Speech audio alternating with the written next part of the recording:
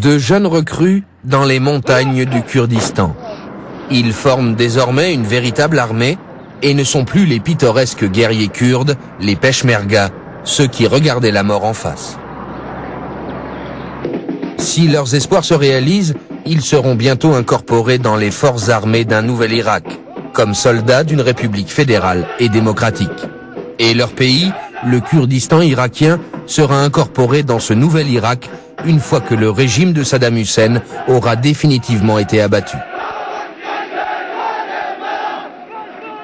Pour les Kurdes, sur leur long chemin vers l'indépendance, c'est un rêve, peut-être trop beau pour être vrai.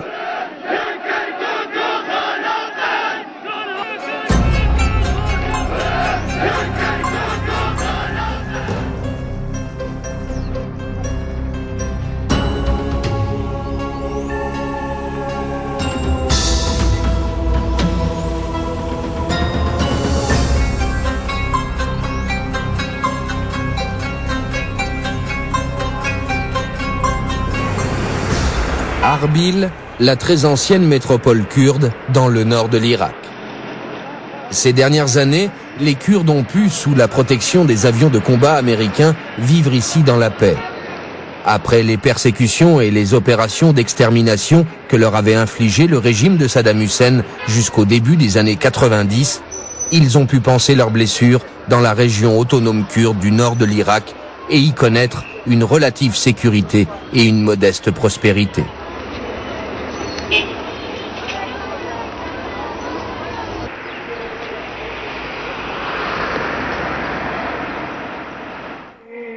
À Arbil, la nouvelle grande mosquée Sawaf est le symbole de l'islam sunnite dont se réclame la majorité des Kurdes et qu'ils interprètent de façon assez libérale en comparaison avec d'autres populations musulmanes. Dans la lutte des Kurdes pour leur indépendance, la religion ne joue aucun rôle. Du moins dans la politique des deux grands partis, ceux qui les suivent sont libres de faire leur salut à leur façon.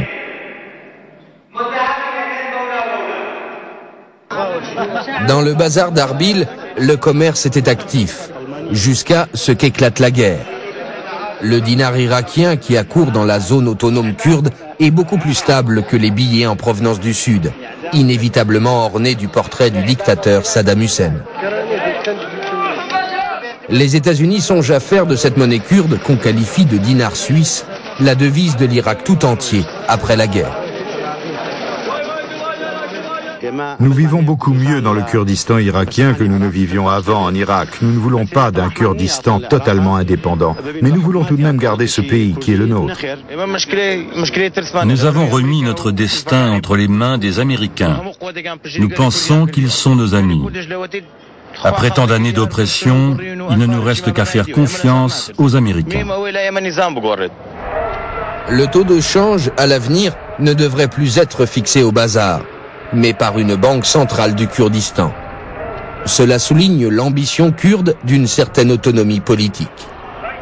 Il y a même un parlement kurde à Arbil, l'Assemblée nationale du Kurdistan irakien, dominée par les deux grands partis correspondant aux deux clans kurdes les plus puissants, le KDP, le Parti démocratique du Kurdistan de Massoud Barzani, et l'UPK, l'Union patriotique du Kurdistan de Jalal Talabani. Mais y siègent aussi des groupes kurdes islamistes et des représentants des minorités syriennes et turkmènes. Ce sont des conquêtes démocratiques auxquelles on tient.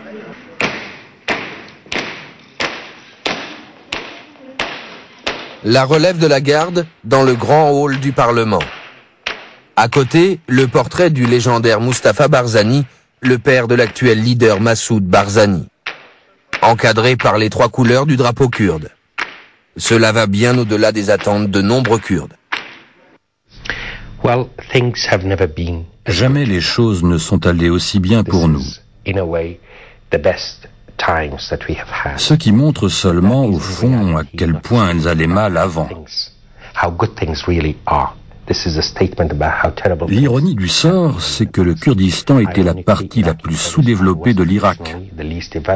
Nous sommes parvenus à mettre en route, dans cette région, un processus d'autonomie administrative, en dépit d'énormes obstacles d'ordre économique, géographique et en matière de politique de sécurité. Mais nous devons encore travailler dur pour consolider nos acquis dans le nouvel Irak et pour avoir, nous les représentants du Kurdistan irakien, notre mot à dire. Et il est de taille, lors de la formation du nouveau gouvernement à Bagdad. Même la partie kurde de l'Irak n'échappe pas à une certaine censure. Bien sûr, ce sont les partis politiques dominants qui ont les clés en main. Ce sont eux qui choisissent les élus et décident d'attribuer une fonction politique à quelqu'un. Mais, comparé à la dictature totale de Bagdad, à première vue, le Kurdistan irakien ressemble à une démocratie. À Arbil, on voit pousser partout de coquettes maisons individuelles pour la classe moyenne. Les gens ont amélioré leur situation durant ces 10 dernières années. Comparé au reste de l'Irak, le Nord a pu se développer. Mais quel sera son avenir dans un pays où le développement reste très inégal?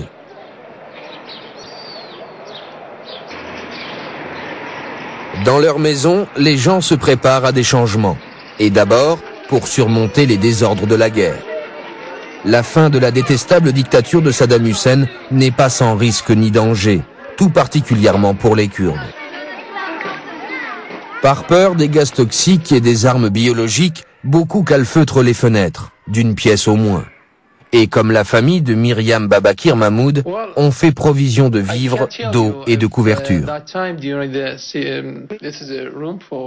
Ils craignent que Saddam Hussein, au cours de la guerre, utilise des armes chimiques. Alaa-ad-Din, le fils aîné, montre comment ils s'y sont préparés.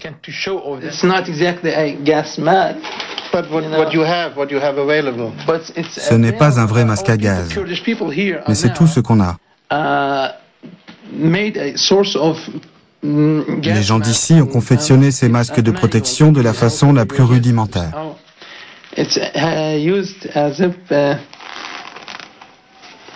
On se le met sur le nez et la bouche.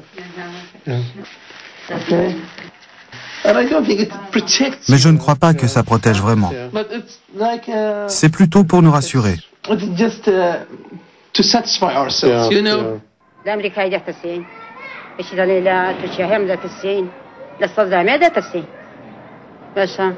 J'ai peur de Saddam, peur des Turcs, peur même des Américains. On a vécu tellement de choses terribles. Nous avons souffert du long embargo. Nos enfants n'avaient rien à manger. Il faut que vous le sachiez. Et à l'époque, quand les avions de Saddam Hussein nous balançaient des gaz toxiques, les Américains et lui étaient encore alliés. Pendant que les bombes tombaient sur Halabja et sur Balissan, où étaient les Américains?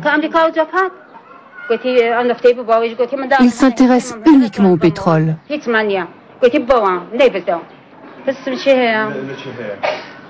Dieu m'est témoin, nous autres Kurdes, on n'a que des ennemis. Je ne fais confiance à personne. Personne ne nous veut du bien. Les Kurdes sont un pauvre peuple qui ne possède rien que le bon Dieu. Nous autres Kurdes, on n'a aucun droit. On ne vient au monde que pour être vite enterré. Nassim Mohammad Nouri est à l'hôpital depuis le 6 mars, grièvement blessée. Elle fait partie des Kurdes que Saddam Hussein, lors de ses opérations de purification ethnique, a expulsés de la ville pétrolière de Kirkouk et chassés vers le nord. Elle nous raconte qu'un officier l'a surprise en train de passer en contrebande des denrées alimentaires à bas prix et un peu d'essence sur la frontière intérieure de l'Irak. Il a vidé sur elle la bouteille d'essence.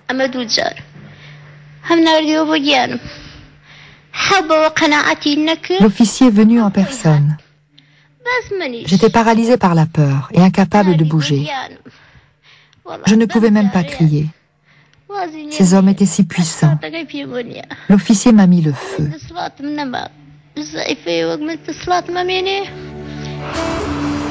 Cette contrebande d'essence irakienne bon marché, grâce à laquelle Nassim Mohammad Nouri voulait gagner quelques dinars, est un des principaux facteurs de la prospérité économique du Kurdistan irakien. La vente au nord est lucrative du fait que la monnaie de Saddam Hussein est dépréciée.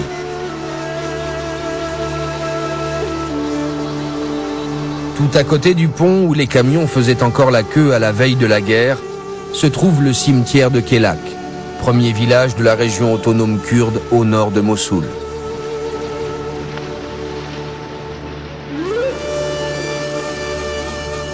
Il y a beaucoup de tombes à Kelak pour un aussi petit village. Sont enterrés